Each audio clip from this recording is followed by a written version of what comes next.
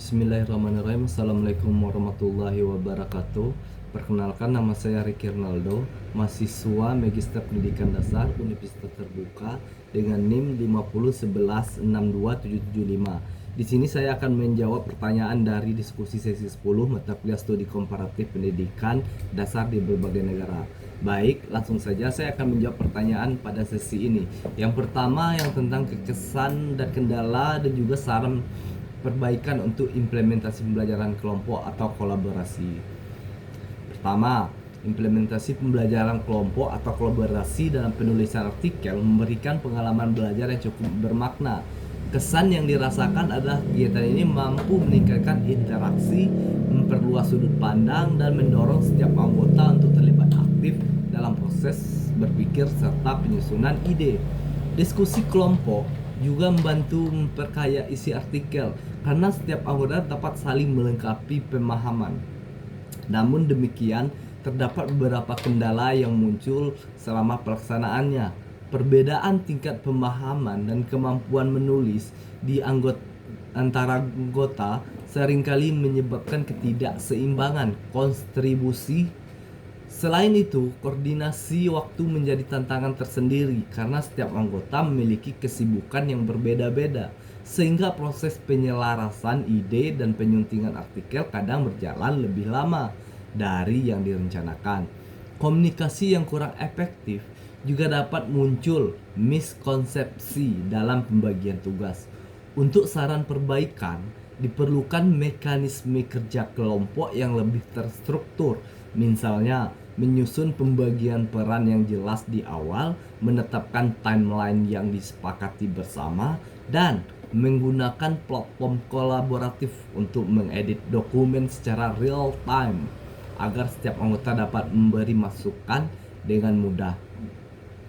Selain itu, pembimbing atau fasilitator dapat melakukan monitoring berkala untuk memastikan kerjasama berjalan seimbang sekaligus memberikan arahan ketika kelompok menemui kendala.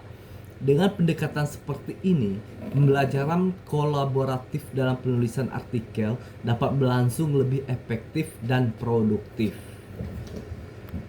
Selanjutnya, pertanyaan kedua tentang analisa komparasi struktur kurikulum pendidikan dasar antara negara Indonesia secara umum dan di sekolah saya secara khusus dengan beberapa negara maju pada dua artikel ilmiah.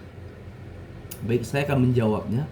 Struktur kurikulum pendidikan dasar di Indonesia pada dasarnya dirancang melalui pendekatan nasional yang menetapkan kompetensi inti, standar isi, serta sebaran mata pelajaran yang relatif banyak, termasuk muatan lokal. Hal ini menjadikan kurikulum Indonesia bersifat padat materi dan menuntut jam pelajaran yang lebih panjang dibandingkan beberapa negara maju.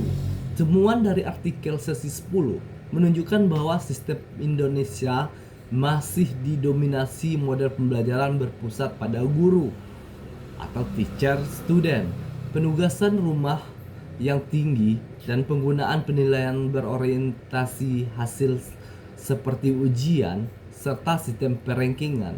Dalam konteks sekolah saya, yaitu SD 120/6 Kederasan Panjang, implementasi kurikulum mengikuti struktur nasional tersebut, termasuk jenjang 6 tahun dan penyusunan perangkat ajar berbasis kurikulum merdeka.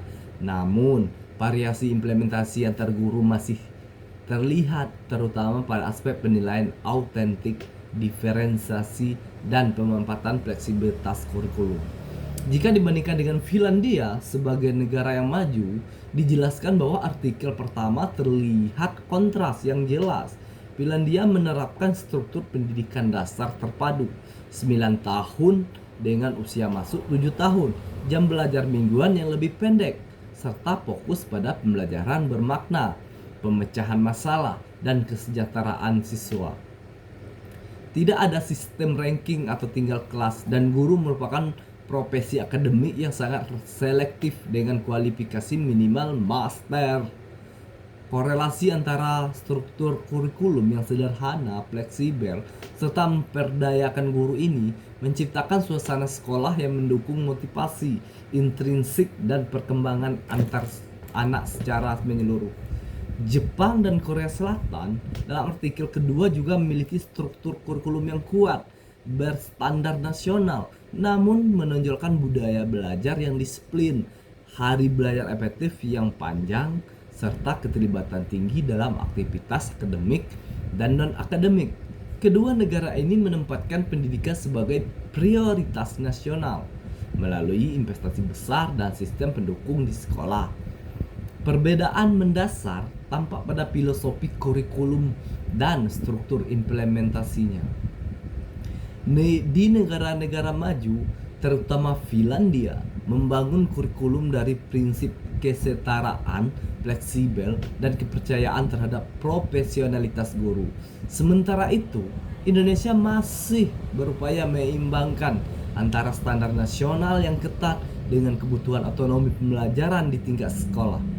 Bagi sekolah saya, pembelajaran dari perbandingan ini dapat diwujudkan melalui langkah realistis seperti memperkuat penilaian autentik, memanfaatkan fleksibilitas kurikulum merdeka untuk kontekstualisasi pembelajaran, mengurangi dominasi tugas repetitif, serta mengembangkan komunitas belajar guru yang lebih terstruktur.